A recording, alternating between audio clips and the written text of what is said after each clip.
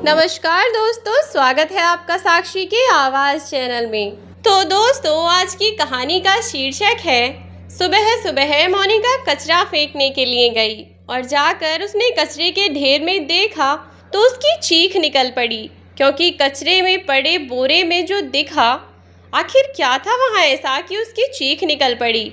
और किसका था वह हाथ जो कचरे के ढेर में था। एक तो बारिश का मौसम मुझे वैसे भी पसंद नहीं है, और ऊपर से इस मौसम में इतनी चिपचिपाहट रहती है कि कुछ कहा ही नहीं जा सकता।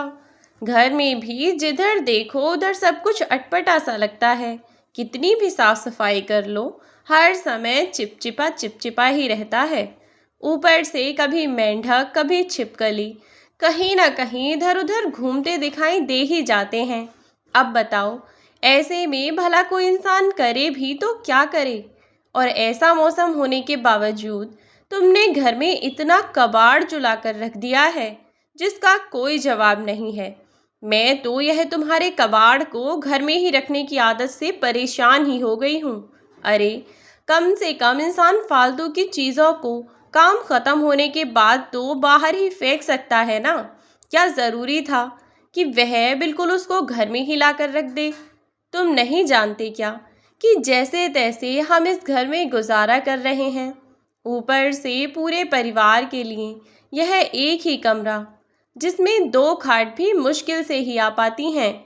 इसके बाद भी तुम घर में इतना कबाड़ लाकर भर देते हो।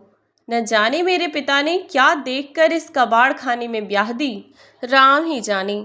मेरा बस चलता और शादी से पहले अगर किसी तरीके से मुझे पता चल जाता तो मैं ये बिल्कुल भी ना होने देती। मोनिका अपने पति को देखकर बड़बड़ाए ही जा रही थी, और उधर उसका पति बिना कुछ बोले चुपचाप सब कुछ सुने ही जा रहा था। इतना सब कुछ कहने के बाद उसने वह कूड़े का कट्टा उठाया और कूड़े का कट्टा उठाकर उसको पास ही के बने एक बड़े से डस्टबिन में डालने के लिए चली गई। वह पहले से ही बहुत गुस्से में कुछ ना कुछ बड़बड़ाए जा रही थी, और फिर जैसे ही वह वहाँ उस डस्टबिन के पास पहुँची और अपने कबाड़ से भरा हुआ कट्टा उसने उस कूड़ेदान में फेंका और वह वहाँ से अपने घर की ओर जाने लगी, कि तभी उसको महसूस हुआ कि उसने जिस डस्टबिन में अभी अपना कबाड़ का कट्टा डाला था, उसके पहले उसमें एक और जूट का बड़ा सा कट्टा पड़ा हुआ था। वह कट्टा देखने में भी थोड़ा असामान्य सा लग रहा था, पर मोनिका इतनी गुस्से में थी कि उसका ध्यान पूरी तरह से वहाँ नहीं था, और वह इसी वजह से उसने इस बात पर ध्यान ही नहीं दिया। लेकिन जब वह अपने घर की ओर चल दी और उसका गुस्सा कुछ कम हुआ, तो वह चलते चलते अचानक से रुक गई और फिर अचानक से वापस उस कूड़ेदान की तरफ दौड़ी। क्योंकि जब उसने वहाँ जहाँ अपना कबाड़ का कट्टा फेंका था, वहाँ पास ही के जूट के उस कट्टे से किसी आदमी का हाथ निकलता हुआ उसे दिखाई दिया था। वह चलते चलते ही जब सब कुछ सोचे जा रही थी, तब उसे लगा शायद यह उसकी गलतफहमी है, लेकिन उसका मन इस बात को मानने के लिए तैयार ही नहीं था। उसने सोचा कि एक बार क्यों ना चलकर देख लिया जाए कि उसने जो देखा वह सचमुच ही था या फिर वह उसका वहम था। वह लगभग 100 मीटर ही चली थी कि वहाँ से मुड़ी और वापस उस कूड़ेदान की तरफ उसने दौड़ लगा दी। जब वह वहाँ उसमें झांक कर देखने लगी, तो वास्तव में उस जूट वाले कट्टे में से किसी व्यक्ति का हाथ बाहर निकलता हुआ दिखाई दे रहा था, जिसको देखकर वह बहुत डर गई और उसकी चीख निकल पड़ी। वह एकदम से पसीना पसीना हो गई। उसकी चीख को सुनकर वहाँ पास ही में काम करता हुआ एक कर्मचारी दौड़ता हुआ आया, और उसने जब मोनिका से पूछा कि क्या हुआ, वो क्यों चिल्लाई थी, तब मोनिका ने उस कूड़ेदान में पड़े उस कट्टे की तरफ हाथ का इशारा करते हुए डरते डरते कहा, उधर देखिए भैया, उधर कुछ है। जब मोनिका की बात सुनकर जैसे ही उस कर्मचारी ने उस डस्टबिन की तरफ देखा, तो वह भी एकदम से चौंक गया। उस कट्टे में जो भी व्यक्ति था, उसने उन दोनों की आवाज़ को सुन कर के हल्का फुल्का हाथ हिलाया, जिससे यह तो अब पक्का हो गया था कि वह व्यक्ति मरा नहीं था, अभी जिंदा था। अब उस कर्मचारी ने थोड़ी सी हिम्मत की। वह डरा नहीं और उसने मोनिका को भी समझाया कि हो सकता है कि इसमें कोई पीड़ित व्यक्ति हो जिसके साथ कोई घटना घटी हो।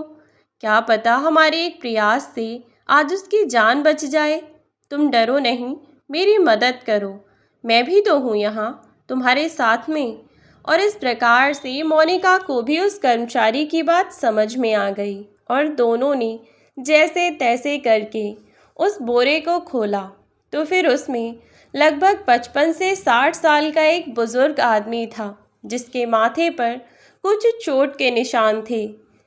जब वह आदमी निकला तो वह अभी भी शायद बेहोश सा ही था और उसकी सांसें चल रही थीं। अब मोनिका और उस कर्मचारी ने दोनों ने मिलकर उस बुजुर्ग व्यक्ति को डस्टबिन से बाहर निकाला और मोनिका भागकर अपने घर गई और वहां से पानी की बोतल और साथ में अपने पति को लेकर आई। उन्होंने पानी की बोतल में से पानी निकाला, जिससे वह व्यक्ति थोड़ा होश में आया। लेकिन वह इतना होश में नहीं आया था कि वह बता सके कि वह कौन है और कहाँ से आया है, और इस तरीके से उसको बांधकर किसने यहाँ डस्टबिन में डाल दिया है। अब वे तीनों उस बुजुर्ग व्यक्ति को अस्पताल ले जाने के लिए ऑटो देखने लगे, लेकिन अचानक से बहुत तेज़ मूसलाधार बारिश हुई और तेज़ बारिश के कारण से वे लोग उस बुजुर्ग व्यक्ति को अस्पताल ना ले जा सके और उसे ऐसी स्थिति में वहाँ छोड़ना भी उचित नहीं था। अब जब उनके पास कोई और रास्ता ही नहीं था तो उन्होंने उस बुजुर्ग व्यक्ति को मोनिका का घर पास में ही होने के कारण मोनिका के घर ही ले जाने का सोचा। वे तीनों उस बुजुर्ग व्यक्ति को मोनिका के घर ले जाकर पहुँचे और घर पहुंचकर उन्होंने उसके घाव को साफ करके उस पर दवाई लगा दी और बारिश के बंद होने का इंतज़ार करने लगे। उनकी बहुत देखभाल करने के बाद भी उस बुजुर्ग व्यक्ति को होश नहीं आया और अब वे तीनों बस जल्दी से बारिश बंद हो और वे उन्हें अस्पताल लेकर जाएं। और वे सब बस यही सब प्रार्थना कर रहे थे। खड़े खड़े भगवान के आगे हाथ जोड़कर खड़े हुए थे और भगवान से प्रार्थना करने लगे। कुछ समय के बाद ही बारिश बंद हो गई और जैसे ही बारिश बंद हुई वे लोग जल्दी से उस बुजुर्ग व्यक्ति को उठाकर एक ऑटो पकड़कर अस्पताल तक ले गए। अस्पताल में जाकर मोनिका ने उन बुजुर्ग व्यक्ति को एडमिट करा दिया।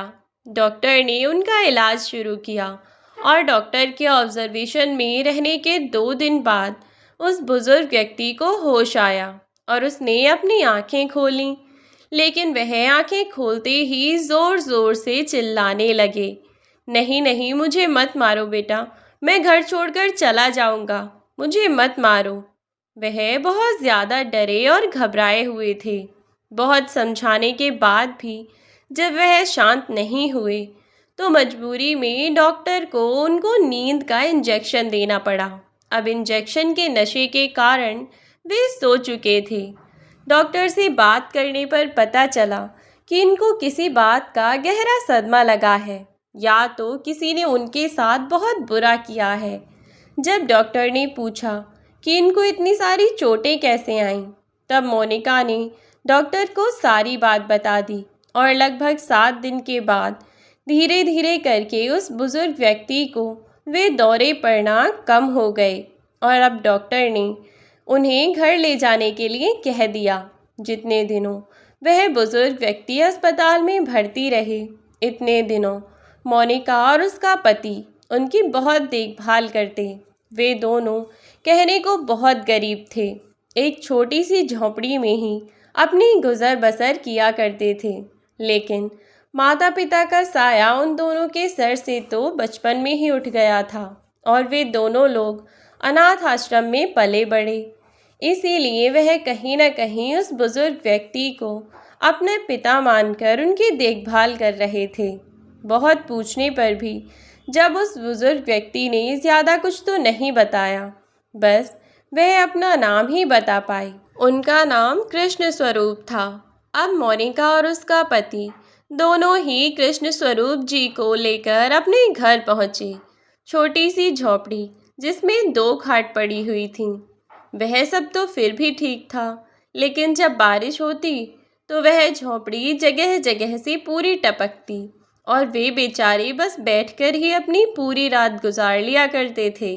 धीरे धीरे 1-2 दिन बीते तो मोनिका ने कृष्ण स्वरूप जी से पूछा, बाबा, आपको इस हालत में इस कूड़े के ढेर में किसने डाला?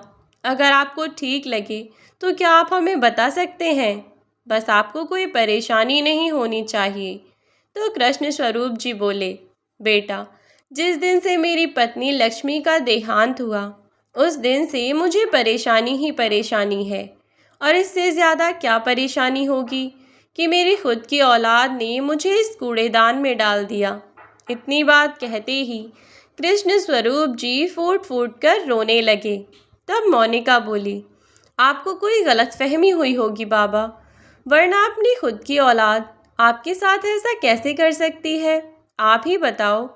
तब कृष्ण स्वरूप जी ने अपनी कहानी सुनानी शुरू की। दरअसल बेटा, मेरे 2 बेटे पास ही के शहर में रहते थे। हम लोग गांव के रहने वाले थे।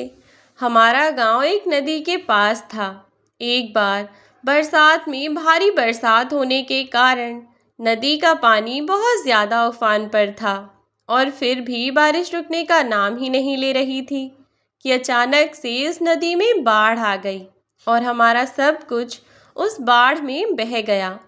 यह तो शुक्र रहा भगवान का कि जैसे तैसे करके मैंने अपनी पत्नी और अपने बच्चों को सुरक्षित रख पाया। मैं बाढ़ आने की वजह से सारी फसल बर्बाद हो गई, सब कुछ तहस नहस हो गया। सारे लोग गांव को छोड़ छोड़कर शहर में जाने लगे। हम लोग भी 2 वक्त के खाने की तलाश में शहर जा पहुँचे। सोचा कि कोई ना कोई काम तो मिल ही जाएगा जिससे मैं अपनी पत्नी और अपने बच्चों की गुजर बसर कर सकूं। जो थोड़े बहुत पैसे थे उनको लेकर मैं अपनी पत्नी और दोनों बच्चों के साथ शहर में जा पहुंचा। वहां पहुंचने के बाद मैंने बहुत जगह काम की तलाश की, लेकिन सब जगह से मुझे निराशा ही हाथ आई। एक दिन मैं काम की तलाश में एक कंपनी के बाहर बैठा हुआ था। वह कंपनी बहुत बड़ी थी। तब मैंने वहाँ के कर्मचारियों को बात करते हुए सुना कि इतनी बड़ी कंपनी है लेकिन यहाँ खाने के लिए कुछ भी नहीं मिलता। घर जैसा खाना खाने के लिए तो हम तरस ही जाते हैं। बस फिर क्या था, इस बात को सुनकर के मेरे दिमाग में एक योजना आई और मेरे पास जो कुछ पैसे रखे थे उन थोड़े से पैसों से मैंने एक ठेला खरीदा और अपनी पत्नी के संग मिलकर एक छोटा सा खाने का ठेला शुरू किया। उसकी कीमत भी हमने बिल्कुल नॉर्मल ही रखी जिससे सभी लोग हमसे खाना ले सकें, और ले जाकर मैंने वह ठेला उस कंपनी के सामने लगा दिया, जिससे लोगों को जैसे ही पता चला कि हमारे यहाँ घर का बना हुआ खाना मिलता है तो वे लोग हमारे पास खाना खाने के लिए आने लगे। और ऐसे ही करके धीरे धीरे मेरा वह काम चल निकला और मुझे अब अच्छी खासी आमदनी होने लगी। अब मैंने अपने दोनों बच्चों का एडमिशन एक अच्छे से स्कूल में करवा दिया और धीरे धीरे हम कुछ बचत भी करने लगे। फिर कुछ समय बाद उन बचे हुए पैसों को लगाकर मैंने उस कंपनी के सामने एक छोटा सा ढाबा खोल लिया। और बस फिर क्या था, इस ढाबे से हम दिन दोगुनी रात चौगुनी तरक्की करने लगे। सब कुछ अच्छा चल रहा था। बच्चे भी अब बड़े हो गए थे। दोनों बेटों को मैंने अच्छे स्कूल से पढ़ाया था। बड़े होने के बाद बच्चों की ग्रेजुएशन की पढ़ाई भी पूरी हो गई और वह किसी अच्छी कंपनी में अच्छी जगह काम करने लगे। मैं भी अब बूढ़ा हो गया था। बच्चों ने मुझ पर बहुत जोर दिया और मेरी पत्नी भी कहने लगी कि अब तुम्हारी तबीयत ज़्यादा ठीक नहीं रहती है तो क्यों ना तुम उस ढाबे को किसी और को बेच दो। अब तो बच्चे कमाने लगे हैं, क्या अब यह इतना भी नहीं करेंगे कि हम दोनों माँ बाप का पेट पाल सकें? बच्चे भी रोज़ आकर मुझे इसी बात को कहते और मैंने उन सब की बातों में आकर एक दिन ढाबे को बेच दिया और अपने घर अपने बच्चों के साथ खुशी खुशी रहने लगा। लेकिन शायद कुदरत को मेरी खुशी बर्दाश्त नहीं हुई। एक दिन मेरा बड़ा बेटा सोनू और छोटा बेटा कपिल दोनों ही शाम को घर आए। लेकिन वह दोनों अकेले नहीं आए, उनके साथ दो लड़कियां भी थीं। वह चारों शादी की वेशभूषा में थे और उनके गले में मालाएं पड़ी हुई थीं। जब मैंने उन्हें देखा तो डांट कर मैंने सोनू से पूछा, सोनू यह क्या बदतमीज़ी है? जब मैं इतने दिन से तुमसे शादी करने के लिए कह रहा था तब तो तुम मना किए जा रहे थे, और आज यह सब क्या मजाक है? तब सोनू ने मुझसे कहा कि पापा, मुझे सीमा बहुत पसंद थी, मैं आपको बताने ही वाला था, लेकिन इसके घर वाले इसकी शादी कहीं और करवा रहे थे और इसीलिए मुझे आपको बताने का मौका ही नहीं मिला और मजबूरी में हम दोनों को शादी करनी पड़ी। दरअसल सीमा और रीमा दोनों ही बहनें थीं और दोनों ही भाई दोनों बहनों को पसंद किया करते थे। लेकिन जब सीमा और रीमा के माँ बाप को यह बात पता चली तो उन्होंने अपनी बेटियों की शादी कहीं और तय कर दी, क्योंकि वे दोनों एक अमीर खानदान की बेटियां थीं। जब कृष्ण स्वरूप जी को यह सब पता चला तो वह बहुत गुस्सा हुए, लेकिन जैसे तैसे करके लक्ष्मी जी ने उन्हें समझाया कि कोई बात नहीं, बच्चों की खुशी ही हमारी खुशी है। और इस तरह से मेरे घर में दो दो बेटों के साथ साथ अब दो दो बहुएं भी आ गई थीं। हमने धूमधाम से उनके आने की खुशी में फिर एक रिसेप्शन रखा, अपने दूर दराज के रिश्तेदारों को भी बुलाया। शुरू में तो सब कुछ ठीक चलता रहा, लेकिन कुछ समय के बाद बहुओं ने अपने असली रंग दिखाने शुरू कर दिए। अगर उनसे ज़्यादा कुछ कहा जाता तो वह हर बात पर यही कहती कि हम बड़े घर की लड़की हैं, हमारे यहाँ पर ऐसे वैसे नहीं होता, ये ऐसे नहीं होता, वैसे नहीं होता। हर बात पर मैं ही चुप लगा जाता कि कोई बात नहीं, बच्चे हैं। एक दिन जब सोनू और कपिल दोनों काम पर गए हुए थे तब मैं और लक्ष्मी घर में ही थे। बहुत हद तक घर के सब काम लक्ष्मी ही कर लिया करती थी, बहुओं को थोड़ा बहुत काम ही करना होता था। उस दिन लक्ष्मी की तबीयत कुछ खराब हो रही थी तो मैंने बड़ी बहू सीमा से एक कप चाय बनाने को कहा तो उसने फट से उल्टा जवाब दे दिया। अब जब उसने चाय बनाने के लिए मना कर दिया तो मैंने अपनी छोटी बहू रीमा को आवाज़ लगाई और उसे एक कप चाय बनाने के लिए कहा।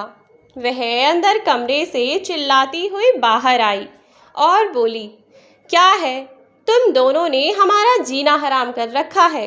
पता नहीं दोनों भाई कैसे कंगाल आदमी हैं, ऐसे फटीचर घर में लाकर रख दिया है। शादी से पहले तो कहते थे कि माँ बाप को अपने साथ नहीं रखेंगे, तुम्हें अपने साथ अकेले ही रखेंगे, और अब देखो दोनों को छोड़ रखा है हमारे सर पर नाचने के लिए। 2 मिनट चैन की सांस भी नहीं लेने देते। चाय बनाकर देने को क्या मैं तुम्हारी नौकरानी हूँ? अरे भगवान ने 2 हाथ दिए हैं, खुद से उठकर चाय बना लो या हर चीज़ के लिए बहुओं को ही आवाज़ लगाते रहोगे? कुछ तो बुढ़ापे में शर्म कर लिया करो। अरे तुम्हारी तो उम्र हो चली है, कम से कम यह तो देख लिया करो कि दोपहर का समय है, हो सकता है कि बहू आराम कर रही हो, मगर नहीं, तुम्हें तो हर वक्त चाहे यह वह सारी चीज़ें हाथ में ही चाहिए होती हैं। मैं चुपचाप सारी बातें सुनता रह गया, बिल्कुल अवाक सा। मुझे समझ ही नहीं आया कि मैं बहू को कहूँ तो क्या कहूँ। इसके बाद इतना सब कहकर बहू वहाँ से चली गई। मैंने ही जैसे तैसे उठकर 2 कप चाय बनाई और दोनों कप उठाकर अपने कमरे में चला गया। सोचा कि बेटे आएंगे तो शाम को कहूँगा कि बहू का यह कैसा बर्ताव है, इसको छोटे बड़े का कोई लिहाज नहीं है क्या। शाम को जब बेटा आया और मैंने आज दिन की घटना उसको बताई तो वह भी मेरे ऊपर ही चिल्लाता हुआ बोला, ओहो पिताजी, इतनी छोटी सी बात के लिए आपने मेरे कान खाने शुरू कर दिए। शर्म भी नहीं आती कि बहू बेटे के बीच में दरार पैदा करवाते हो। अरे, ऐसी भी कौन सी आफत आ गई? चाय ही तो बनाने को कह दिया था उसने आपसे, कोई पहाड़ तो नहीं तोड़ने को कहा था ना। वैसे भी दिन रात घर पर पड़े ही रहते हो, काम ही क्या करते हो। और हम सुबह के जाकर शाम को वापस आते हैं, और उसमें भी आपकी यह दिन रात की चिक लगी रहती है। यह क्या कम है कि वह दोनों इतने बड़े खानदान की लड़कियां हैं और हमारे घर में आकर इतना काम करती हैं। थोड़ा तो आपको भी समझना चाहिए ना। बेटे की बात सुनकर मैं आश्चर्य से भर गया और मेरी आंखों में आंसू भर आए। समझ ही नहीं आ रहा था कि मेरी परवरिश में खोट है या समय की मार है। मैंने तो इनको पालने पोसने में किसी तरह की कमी नहीं की। मैंने तो इन सब से मना ही किया था कि मैं अपना ढाबा खुद ही चला सकता हूँ। फिर भी इन लोगों ने ज़बरदस्ती मेरा ढाबा बिकवा दिया। अब जब मेरे पास काम ही नहीं रहा तो मैं घर के अलावा और रहूँगा भी कहाँ। अब औलाद को हम दोनों के पेट भारी लगने लगे हैं। इतना सोचते हुए मेरे आंसू रुक ही नहीं रहे थे। मुझे यकीन ही नहीं हो रहा था कि मेरा अपना खुद का बेटा मुझे इतनी सारी बातें सुना सकता है। वह बेटा जिनके लिए मैंने क्या कुछ नहीं किया। आज मुझे अपने जीवित होने पर भी बहुत अफसोस हो रहा था। काश उस दिन नदी के पानी में बाढ़ के साथ में मैं भी बह गया होता, तो आज अपनी औलाद के मुंह से यह सब सुनना नहीं पड़ता। मुझे यह दिन नहीं देखना पड़ता। यही सारी बातें अब बस मेरे दिमाग में घूम रही थीं। मुझे नहीं पता था कि यह सारी बातें पीछे से लक्ष्मी ने भी सुन ली थीं। बस मैं उससे और वह मुझसे छुपा रही थी। कुछ समय के बाद लक्ष्मी की बीमारी बढ़ती ही चली गई। बच्चों से जब उसको अस्पताल ले जाने के लिए कहता तो उनके पास समय नहीं होता। बहू को अपनी दोस्तों के साथ पार्टी करने से फुर्सत नहीं रहती। मेरे हाथ में पैसे ना रहते कि मैं अपनी पत्नी को किसी अच्छे अस्पताल में ले जाकर एडमिट करवा सकूं। जब उसकी तबीयत ज़्यादा बिगड़ी तो मैंने अपने दोनों बेटों को कहा भी, तो दोनों ने आजकल करके बहाना मार दिया। और बस धीरे धीरे करके एक दिन लक्ष्मी की तबीयत बहुत ज़्यादा ख़राब हो गई। जब तक हम उसे अस्पताल लेकर गए तब तक मेरा सब कुछ ख़त्म हो चुका था और लक्ष्मी मुझे छोड़कर हमेशा हमेशा के लिए जा चुकी थी। वह औलाद जिसको जन्म देने के लिए लक्ष्मी ने अपना जीवन तक दांव पर लगा दिया, उस औलाद के पास आज इतना समय नहीं था कि वह बीमारी में भी उसको अस्पताल ले जा सके या डॉक्टर को दिखा सके। मन ही मन मुझे अपने बेटे और बहू से नफ़रत सी हो गई। लेकिन मरते समय मैंने लक्ष्मी को वादा भी किया था कि मैं अपनी औलाद को किसी भी स्थिति में अकेला नहीं छोड़ूंगा। और बस इसी वादे की खातिर मैं अपने घर पर वापस गया। अपनी पत्नी का अंतिम संस्कार करने के बाद जैसे तैसे खुद को संभालते हुए मैं घर पहुंचा। समय बीत रहा था और आज लक्ष्मी को गुजरे हुए 3 ही दिन हुए थे। दोपहर के समय मैं लक्ष्मी को बहुत याद कर रहा था और रोते रोते मेरी आंख लग गई कि तभी एक तेज़ आवाज़ के साथ मेरी नींद खुली। तो मैंने महसूस किया कि घर में कुछ गाने जैसा बज रहा है। क्योंकि म्यूज़िक की आवाज़ काफ़ी तेज़ थी तो मेरे कमरे तक जा रही थी। जब मैं बाहर निकल कर आया तो मेरी आंखें खुली की खुली रह गईं। दोनों बहनें अपनी सहेलियों के साथ छोटे छोटे कपड़े पहनकर घर के आंगन में डांस कर रही थीं। खाली सहेलियां तक की बात होती तो ठीक था, कुछ लड़के भी घर में मौजूद थे और दोनों बहुएं उनके साथ चिपक चिपक कर वाहियात डांस कर रही थीं। यह सब मुझसे बर्दाश्त नहीं हुआ और मैंने गुस्से में बहुओं को डांट लगा दी और उनके दोस्तों को भी वहाँ से डांट फटकार कर मैंने भगा दिया। बहू, यह क्या बदतमीज़ी है?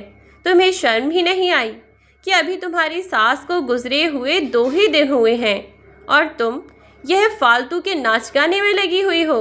अरे, तुम्हारे अंदर संस्कार नाम की चीज़ है या नहीं? क्या यही तमीज़ सिखाई है क्या तुम्हें तुम्हारे घर वालों ने?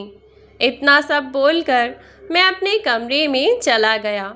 थोड़ी देर के बाद मेरे दोनों बेटे ऑफिस से वापस आ गए तो वह मेरे कमरे के बाहर से चीखते हुए बोले, बाबूजी, ओ बाबूजी, बाहर निकलो। इतनी तेज़ आवाज़ में उन्होंने आज तक मुझसे बात नहीं की थी। मैं बाहर आया तो मेरे बाहर निकलते ही मेरे बड़े बेटे ने गुस्से में आकर मेरे गाल पर 2-4 चांटे मार दिए और बोला, शर्म नहीं आई तुम्हें अपनी बहुओं पर गलत नज़र रखते हुए? आज दोपहर अगर उनकी सहेली नहीं आती तो पता नहीं आप उनके साथ जाने क्या करते। छी, मुझे आपको अपना बाप कहते भी घिन आती है। मैं कुछ समझ ही नहीं पा रहा था कि आखिर बात क्या है। मैंने अपने बेटे से कहा कि बेटा, आखिर बात क्या है, बताओ तो सही कि क्या बात हुई है। यह हम तुझे बताना ज़रूरी नहीं समझते, मेरे बेटों ने मुझसे कहा। बूढ़े, आज के बाद तो इस घर में नहीं रहेगा। हमारी पत्नियाँ तेरे यहाँ रहने से सुरक्षित नहीं हैं। लेकिन मैं उनसे पूछता रहा कि मैंने किया क्या है। बेटा, मेरे साथ ऐसा मत करो। मुझे कम से कम तुम लोग बताओ तो सही कि मैंने किया क्या है। मैं अपने बेटों के सामने हाथ जोड़ता रहा, गिड़गिड़ाता रहा, लेकिन दोनों ने पकड़कर मुझे घर के बाहर धक्का दे दिया। मुझे समझ ही नहीं आ रहा था कि आखिर बात क्या है। और मेरे अपने बेटे, जिनको मैंने पाल पोस कर इतना बड़ा किया, आज उन्होंने मेरे ऊपर हाथ उठाया, मुझे चांटा मारा। इतना सब होने के बाद भी मैं दरवाजे के बाहर बैठा रहा कि शायद मेरे बेटे मेरे लिए दरवाज़ा खोलेंगे। और दरवाज़ा खुला भी। लगभग आधी रात के बाद दोनों बहुओं ने दरवाज़ा खोला और उन्होंने फ़ोन करके किसी से वहां आने को कहा और 2-4 लोगों ने मेरी बहुओं के साथ मिलकर मुझे बहुत मारा और एक बोरे में बांधकर जब मैं बिल्कुल अधमरा हो गया तो उन्हें लगा कि मैं मर चुका हूँ और मेरी बहुओं ने मुझे बोरे में बंधवा करके उस कचरे के डब्बे में वहाँ फेंक दिया। इतना कहते हुए कृष्ण स्वरूप जी बहुत ज़ोर ज़ोर से रोने लगे। मोनिका ने उन्हें जैसे तैसे चुप कराया और बोली, बाबा, कोई बात नहीं, मैं आपको बहुत अच्छा खाना तो नहीं दे सकती, लेकिन हम दोनों जैसा खाते हैं वैसा ही आप भी खा लिया कीजिएगा। और फिर हम दोनों तो बचपन से ही अनाथ हैं, हमारा तो अपना कहने के लिए कोई है ही नहीं। आज से आप हमारे साथ ही रहेंगे, बस आप रोना बंद कर दीजिए और बिल्कुल चुप हो जाइए। धीरे धीरे कुछ समय बीता और लगभग 1 महीने के बाद मोनिका के पति का काम छूट गया। दरअसल वह जिस कंपनी में काम करता था वह कंपनी घाटे में चली गई और चूंकि मोनिका का पति बस मजदूरी किया करता था तो कंपनी ने उसको उस कंपनी से निकाल दिया। अब तो उनके घर में राशन पानी के भी लेने के देने पड़ गए। फिर भी जैसे तैसे करके बेचारे अपने घर की गुजर बसर कर रहे थे। वहीं कृष्ण स्वरूप जी से कुछ कहते तो नहीं थे, लेकिन फिर भी कृष्ण स्वरूप जी को सब कुछ दिखाई दे रहा था। बेशक वह बूढ़े हो चुके थे, लेकिन इतने भी बूढ़े नहीं हुए थे कि किसी के ऊपर आश्रित थे। एक दिन वह मोनिका से बोले कि मोनिका, बेटा, मुझे कुछ पैसों की ज़रूरत है। पैसे? पर बाबा, कितने पैसों की ज़रूरत है आपको? मोनिका ने पूछा कि मेरे पास तो पैसे नहीं हैं, बस यह जो कान में पहने हुए हैं आप इनको ले जाइए और सुनार को बेच दीजिएगा, अगर इससे आपका काम हो जाए तो। मोनिका ने झट से अपने कान की छोटी छोटी बालियां उतारकर कृष्ण स्वरूप जी को दे दी। कृष्ण स्वरूप जी ने भी मोनिका से अपने साथ चलने को कहा। मोनिका कुछ समझ तो नहीं पा रही थी, पर वह उनके साथ चल दी। सुनार के पास उन बालियों को बेचकर उन्हें लगभग इतने पैसे मिल गए थे कि वह फिर से अपने खाने का ठेला स्टार्ट कर सकें। उन्होंने ऐसा ही किया। तीनों लोग मिलकर उसी ठेले को लेकर आसपास की जगह में घूमते और इतना पैसा कमा लेते कि उनके घर का खर्चा आराम से चल सके। लेकिन यह तो अभी शुरुआत थी, किसी ने उन्हें कहा कि आप यह ठेला लेकर उस चौराहे पर जाकर खड़े हो जाया कीजिए, वहाँ पर सब ऑफिस आने जाने वाले निकलते रहते हैं। आपका खाना बहुत अच्छा है। अगली सुबह से मोनिका कृष्ण स्वरूप जी के साथ चौराहे पर जाकर अपनी ठेली लगाने लगी। मोनिका और उसका पति सारा काम करते और कृष्ण स्वरूप जी को बस एक कुर्सी बिछाकर वहाँ बैठा दिया करते। स्वरूप जी लोगों से पैसे लेने देने का हिसाब किया करते और वे दोनों खाना बनाकर परोसकर खाना खाने वालों को दिया करते। कुदरत का करिश्मा हुआ और भगवान की नज़र सीधी हुई और धीरे धीरे कृष्ण स्वरूप जी की ठेली पहले की तरह बहुत अच्छी चलने लगी। अब तो उनकी दिन दुगनी और रात चौगुनी तरक्की होने लगी। कल तक वे लोग 2 समय के खाने के लिए जैसे तैसे गुजारा किया करते थे, लेकिन आज भगवान ने उन्हें इतना दे दिया कि वह कितने लोगों को खाना खिलाने की कुव्वत रखने लगे। कहते हैं ना कि समय बदलते देर नहीं लगती। धीरे धीरे वह ठेली से गाड़ी और गाड़ी से एक अच्छे खासे फूड कॉर्नर के मालिक बन गए। मोनिका और उसका पति कृष्ण स्वरूप जी के आशीर्वाद से बस मेहनत करते जाते और धीरे धीरे अब उन्होंने अपना घर भी ले लिया था और अपनी गाड़ी भी। मोनिका और उसका पति कृष्ण स्वरूप जी को अपने पिता की तरह ही मानते थे और उनकी किसी भी बात को वे मना नहीं किया करते। एक दिन कृष्ण स्वरूप जी ने मोनिका से कहा कि बेटा, बहुत दिन हुए काम करते करते, क्यों ना कहीं बाहर घूमने चलते हैं। बस फिर क्या था, मयंक और मोनिका दोनों ही इस बात के लिए राज़ी हो गए और वे तीनों अगली ही सुबह बाहर घूमने के लिए निकल गए।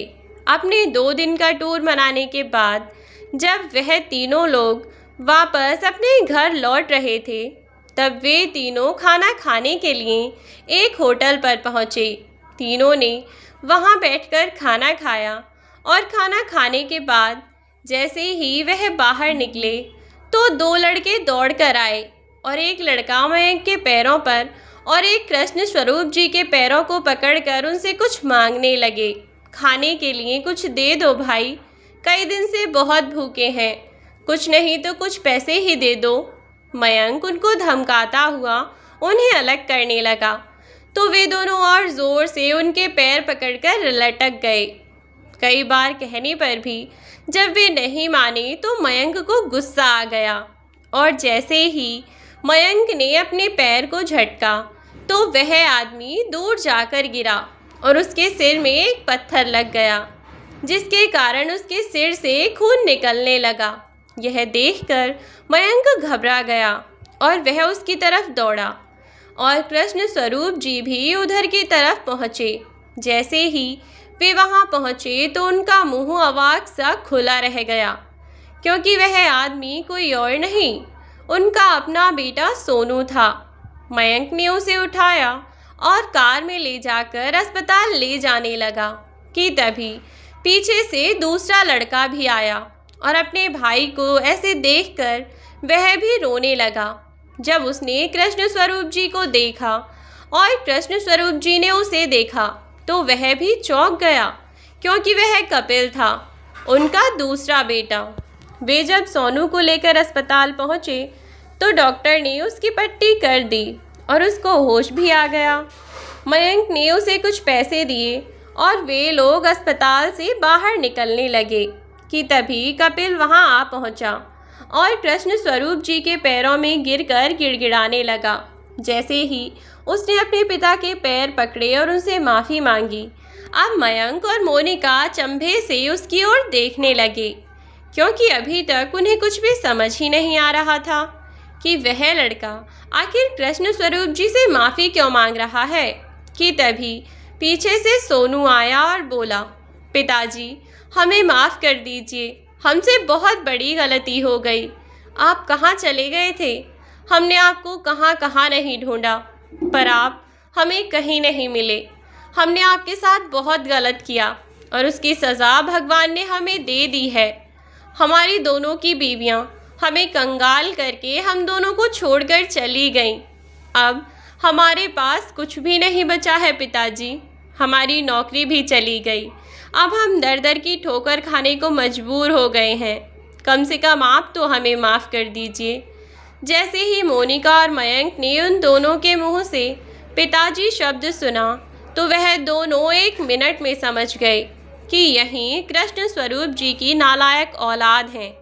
और मयंक ने बिल्कुल भी देरी ना करते हुए उसकी तरफ तेज चाल में अपने कदम बढ़ा दिए कि तभी कृष्ण स्वरूप जी ने जोर से चिल्लाते हुए कहा, पिताजी?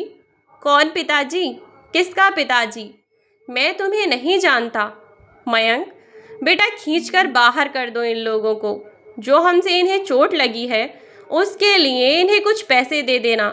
इसके अलावा हमारा इनसे कोई भी मतलब नहीं है और मैं इनको बिल्कुल भी नहीं जानता। इतना कहकर कृष्ण स्वरूप जी अपनी कार की तरफ आगे बढ़ गए। पीछे पीछे मयंक और मोनिका भी अपनी कार की तरफ बढ़ चले। अब कृष्ण स्वरूप जी अपनी मुँह बोली बेटी मोनिका और उसके पति मयंक के साथ उस घर में खुशी खुशी रहते हैं जो उन्होंने खरीदा, और उनके बेटे आज भी अपने कर्मों की सज़ा भुगत रहे हैं। उन्होंने उन्हें माफ़ नहीं किया। उन्होंने जैसा सलूक अपने माता पिता के साथ किया, भगवान ने उन्हें इसकी बहुत कड़ी सज़ा दी। और अपने माँ बाप के साथ ऐसा सलूक करने वाली औलाद के साथ ऐसा ही होना चाहिए। जो औलाद अपने माता पिता के बारे में नहीं सोच सकती, उस औलाद के बारे में भला माँ बाप क्यों सोचें? ऐसे बच्चों को माफ़ कभी नहीं करना चाहिए। उन्हें उनके किए की सज़ा ज़रूर मिलनी चाहिए। और बिल्कुल ऐसा ही किया स्वरूप जी ने। तो आज की कहानी आपको कैसी लगी हमें कमेंट बॉक्स में ज़रूर बताएं। कहानी आपको अच्छी लगी हो तो वीडियो को लाइक कर दें, शेयर कर दें और चैनल पर यदि नए हो तो चैनल को सब्सक्राइब करना बिल्कुल ना भूलें।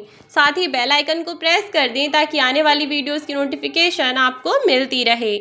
आज के लिए बस इतना ही। मिलती हूँ कल आपसे एक नई वीडियो में एक नई कहानी के साथ। तब तक के लिए बाय बाय मेरे प्यारे दोस्तों। और हाँ, यदि आपके पास ऐसी कोई कहानी है तो लिख भेजें हमें दी हुई मेल आईडी पर। आज के लिए इतना ही। मिलती हूँ नई वीडियो में, तब तक के लिए बाय बाय प्यारे दोस्तों।